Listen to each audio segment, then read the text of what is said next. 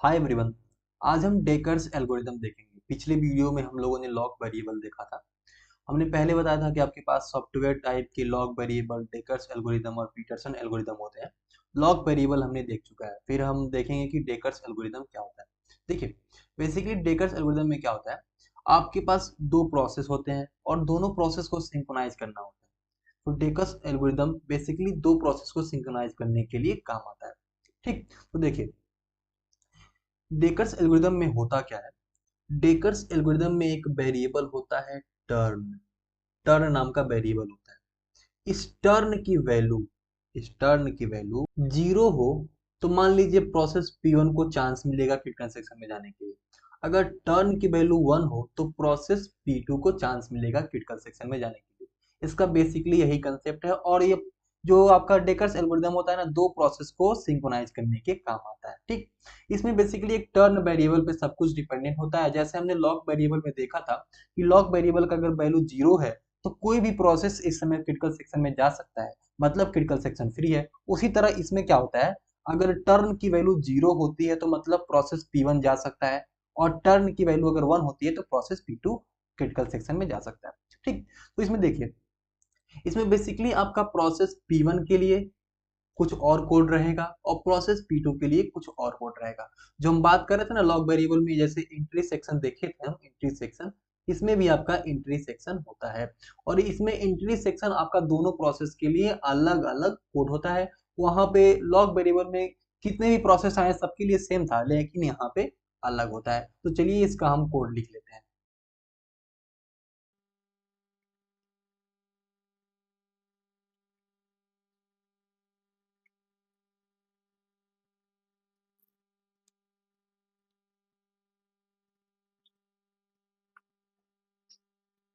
देखिए, क्या है, सबसे पहले अगर P1 क्रिटिकल सेक्शन में जाना चाहता है तो वाइल ट्रू मतलब आपका P1 आपका शेड्यूल हो गया है, काम करना शुरू हो गया है। उसके बाद अपना कुछ इंडिपेंडेंट नॉन क्रिटिकल सेक्शन का कोड रन करेगा, जो कि मतलब शेयर्ड वेरिएबल ना हो या फिर शेयर्ड रिसोर्स ना हो। उसके बाद चेक करेगा, अगर टर्न की वैल्यू जीरो के बराबर नहीं है, टर्न की वैल्यू जीरो के बराबर नहीं है तो एक कंडीशन ट्रू हो गया। और जैसे ही ये कंडीशन ट्रू होगा, जैसे ही ये कंडीशन ट्रू हुआ, मतलब यही ट्रू होने के बाद देखिए यहाँ पे बाद में सेमी कॉलन है, ये लूप चलता रहेगा चलता रहेगा चलता रहेगा चलता रहेगा, यही हमेशा चलता रहेगा। इसका मतलब प्रोसेस P1 आपका क्रिटिकल सेक्शन में जा नहीं पाएगा अगर टर्न की वैल्यू जीरो के बराबर नहीं है तो। अगर टर्न की वैल्यू जीरो के बराबर होती है तो आसानी से आपका जीरो के बराबर हुई मतलब एक कंडीशन फेल हो गया। ध्यान से देखना भैया, यहाँ नॉट इक्वल टू लिखा है। जीरो के बराबर हुई तो कंडीशन फेल हो गया, कंडीशन फेल हुआ मतलब क्रिटिकल सेक्शन में चला जाएगा। यहाँ पे क्रिटिकल सेक्शन में प्रोसेस जा ही नहीं पाएगा। वही कंडीशन सेम टू सेम आपका प्रोसेस नंबर P2 के साथ अगर होगा। अगर टर्न की वैल्यू आपकी अगर 1 रहेगी, ध्यान से देखिए, अगर टर्न की वैल्यू आपकी अगर 1 रहेगी तभी ये कंडीशन फेल होगा, तभी क्रिटिकल सेक्शन में जा पाएगा। अगर टर्न की वैल्यू कुछ और रहेगी, ये कंडीशन आपका फेल नहीं होगा, ट्रू हो जाएगा और यहीं पे हमेशा बार बार घूमता रहेगा जब तक कि टर्न की वैल्यू इसकी 1 ना हो जाए। 1 का मतलब क्या है कि टर्न का वैल्यू अगर 1 के बराबर हो गया तो कंडीशन फेल हो जाएगा, क्योंकि यहाँ नॉट इक्वल टू 1 लिखा है। 1 के बराबर हुआ, नॉट मतलब फेल हुआ, तब ना क्रिटिकल सेक्शन में जाएगा। यही यहाँ पे आपका बेसिकली सिंपल दिया गया है। ठीक, यही सिंपल है कि अगर टर्न की वैल्यू जीरो रहती है तो पहला प्रोसेस अंदर जाता है, और टर्न की वैल्यू 1 रहती है तो दूसरा प्रोसेस अंदर जाता है। और एक और बात है, ध्यान से देखिए यहाँ पे, जैसे ही आपका क्रिटिकल सेक्शन में कोई एक प्रोसेस चला गया, क्रिटिकल सेक्शन में कोई एक प्रोसेस चला गया, तो मान लो अगर टर्न की वैल्यू जीरो वाला क्रिटिकल सेक्शन में गया है तो अब बाहर निकलते समय टर्न की वैल्यू को 1 कर देता है। बाहर निकलते समय टर्न की वैल्यू को 1 कर देता है, इसका मतलब दूसरा प्रोसेस चला जाए इसके अंदर। जैसे टर्न की वैल्यू 1 होगी, P2 आपका आसानी से अंदर चला जाएगा, क्योंकि P2 को टर्न की वैल्यू 1 चाहिए ही थी। ठीक, तो चलिए इसका हम एनालिसिस कर लेते हैं। फिर एनालिसिस करने के बाद समझ लेते हैं कि ये जो आपका तीन कंडीशन थे, म्यूचुअल एक्सक्लूजन, प्रोग्रेस और एक और आपका था बाउंडेड वेटिंग, वो सेटिस्फाई कर रहा है कि नहीं कर रहा है। ठीक, तो देखते हैं। सबसे पहले आप टर्न की वैल्यू को टर्न की वैल्यू को आप जीरो रख लीजिए। ठीक, टर्न की वैल्यू को आपने जीरो रख लिया। अब प्रोसेस नंबर P1 को आप रन करना शुरू कीजिए। अगर P1 को रन करना शुरू करेंगे तो वाइल ट्रू मतलब शेड्यूल हो गया, काम करने लगा। उसके बाद नॉन क्रिटिकल सेक्शन आपका रन होने लगेगा। नॉन क्रिटिकल सेक्शन मतलब क्या होता है कि कुछ अपना इंडिपेंडेंट कोड होगा जो अपना रन कर रहा होगा, कोई दिक्कत नहीं। उसके बाद चेक किया, उसके बाद चेक किया कि टर्न की वैल्यू 0 के बराबर है कि नहीं है।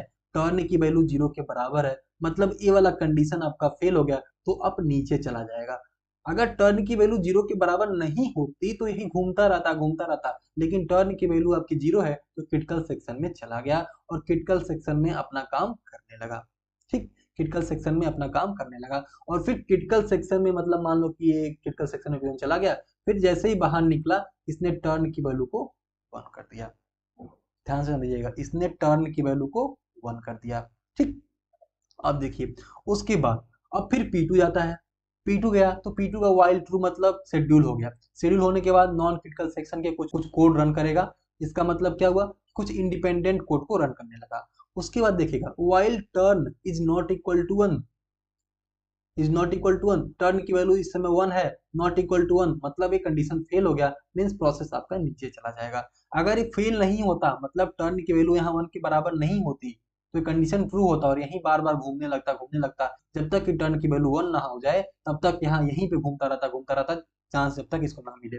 मतलब यहाँ पे टर्न की वैल्यू आपकी 1 है तो कंडीशन फेल हो गया और क्रिटिकल सेक्शन में P2 भी चला गया। ठीक, फिर से बाहर निकलते समय ये आपका टर्न की वैल्यू को 0 कर देगा, जिससे आपका P1 प्रोसेस दोबारा क्रिटिकल सेक्शन में चला जाए। इससे आपको क्या लग रहा है, इससे आपको ऐसा लग रहा है कि हर बार एक प्रोसेस दूसरे प्रोसेस को मौका दे रहा है और एक समय पे एक ही प्रोसेस क्रिटिकल सेक्शन में रह सकता है।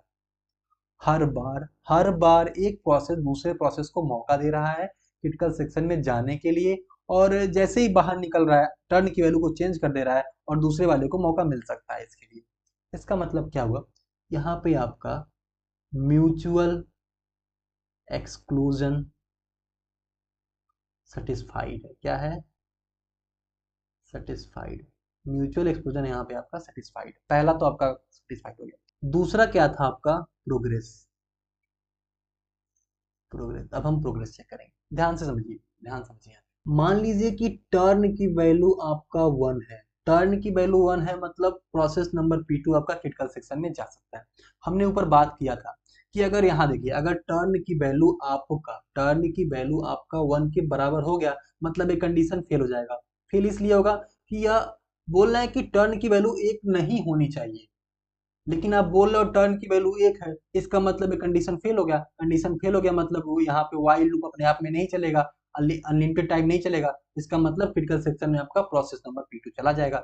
मींस टर्न की वैल्यू 1 होने में प्रोसेस नंबर P2 आपका क्रिटिकल सेक्शन में जा सकता है। लेकिन ये P2 आपका क्रिटिकल सेक्शन में जा ही नहीं रहा है, P2 आपका क्रिटिकल सेक्शन में नहीं जा रहा है, P2 आपका क्रिटिकल सेक्शन में नहीं जा रहा है और टर्न की वैल्यू 1 है, और P1 को क्रिटिकल सेक्शन में जाने के लिए टर्न की वैल्यू 0 होनी चाहिए। P1 को क्रिटिकल सेक्शन में जाने के लिए टर्न की वैल्यू 0 होनी चाहिए, लेकिन P2 जा नहीं रहा है। इसका मतलब क्या हुआ कि एक प्रोसेस दूसरे प्रोसेस को क्रिटिकल सेक्शन में जाने से रोक रहा है। इसका मतलब आपका प्रोग्रेस नहीं हो रहा है। प्रोग्रेस नहीं हो रहा है तो इसका मतलब क्या हुआ, इसका मतलब यह हुआ कि आपका जो सिंक्रोनाइजेशन के कंडीशन होने चाहिए वो फेल हो गया। इसमें क्या बोल सकते हैं हम कि एक समय पे क्रिटिकल सेक्शन में आपके पास एक प्रोसेस तो रहेगा, म्यूचुअल एक्सक्लूजन का कंडीशन तो फॉलो हो रहा है लेकिन प्रोग्रेस नहीं हो रहा है, दूसरा कंडीशन फॉलो नहीं हो रहा है। इसका मतलब क्या हुआ कि क्रिटिकल सेक्शन में एक प्रोसेस दूसरे प्रोसेस को जाने के लिए रोक रहा है। तो क्या बोल सकते हैं, ये आपका सही नहीं है, ये भी सॉल्यूशन आपका बिल्कुल अच्छे तरीके से काम नहीं कर रहा है। ठीक है, यहाँ देखिए आप ये मत समझिएगा कि क्रिटिकल सेक्शन दोनों अलग है, यहाँ पे क्रिटिकल सेक्शन दोनों एक है। दोनों प्रोसेस के लिए क्रिटिकल सेक्शन एक ही है। अगर दो अलग अलग कोड में लिखा गया है तो इसका मतलब ये नहीं है कि आपका दोनों अलग अलग क्रिटिकल सेक्शन है, दोनों क्रिटिकल सेक्शन एक ही है। आई थिंक आप समझ गए होंगे। तो यहाँ क्या लिख सकते हैं, यहाँ हम लिख सकते हैं कि we have proved we have proved we have proved that Dekker's algorithm Dekker's algorithm Baker's algorithm is not following progress। मतलब डेकर्स एल्गोरिथम आपका प्रोग्रेस को फॉलो नहीं कर रहा है। So not a correct solution. हम धीरे धीरे आगे बढ़ रहे हैं, धीरे धीरे एक एक कंडीशन को सेटिस्फाई करते करते हम नए नए एल्गोरिथम को देख रहे हैं, और फाइनली एक ऐसा कंडीशन आएगा जब आपको बिल्कुल एक सही सॉल्यूशन मिल जाएगा। ठीक, आई थिंक आपको डेकर्स एल्गोरिथम बिल्कुल अच्छे तरीके से समझ आया होगा, और एक कोड आपका बिल्कुल आसान है, कोई बहुत ज़्यादा भारी कोड नहीं है। आप इसे एक बार पढ़ के भी समझ सकते हैं, कोई दिक्कत नहीं है, और आप इसे पढ़ के समझिए। आज के लिए बस इतना ही रखते हैं। Thank you so much.